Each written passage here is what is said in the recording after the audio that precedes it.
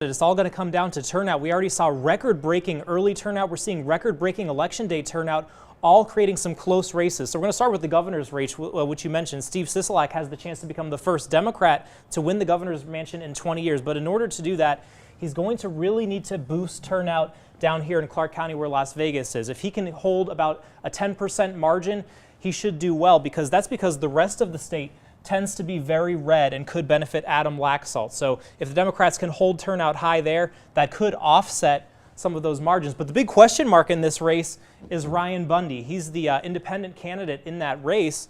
He's very famous for that government standoff in Bunkerville where he was jailed for 2 years. He's attracting some of the same type of rural conservative voters that might normally vote for Laxalt. So if he could get maybe at least 3 to 6% of those to vote for him and peel those votes away from Laxalt, that could be good news for Steve Sisolak. Sure, I've been keeping an eye on those national races. We're already seeing some seats flip over to the Republicans, so that's making it a lot harder for the Democrats to get the 2 seats that they need. That'll mean that the Jackie Rose and Dean Heller race is going to be all that more crucial. But even though they've lost, the Democrats have lost some seats to the Republicans, one big race in particular that's really getting a lot of national attention is that Texas Senate race. I was looking at the numbers just now, and this is really unheard of for a deep red state like Texas. Beto O'Rourke, the Democrat, actually in the lead right now, which for a state as deep red as Texas, that would be a major upset.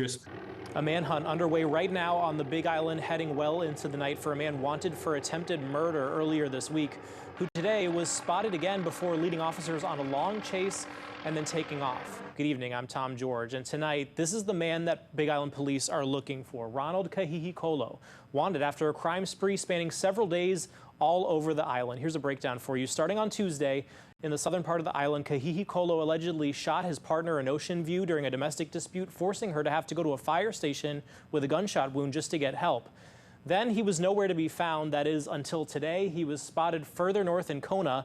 That's where another car with 2 people inside that he may know ended up in a deadly shootout with police after they say the driver of that other car pulled a gun. Now, while that was going on, they saw Kahihikolo in a different stolen vehicle, which they chased all the way up to the Waimea area before the car stopped in the Hamakua area, right near a gulch, and then he took off. So this was one of the most watched videos during those Capitol riots, all over the news, all over social media, showing rioters storming the walls of the Capitol. But there's one little detail you might have overlooked, but one that many in Hawaii's Pacific Islander community picked up on immediately. Actually, even our own photographer, Paul Omakar, who was born in Palau, noticed this right away while he was editing this video for our newscast. Take a look. It's right there in the upper right-hand corner of your screen. You can see the flag of Palau with its light blue background and yellow circle being carried by one of those rioters. Well, if you spotted it, you're not alone. It has a lot of people talking right now, and there was apparently so much outrage in the Palauan community that it actually prompted the Palauan ambassador to the U.S., Hersey Kyoto,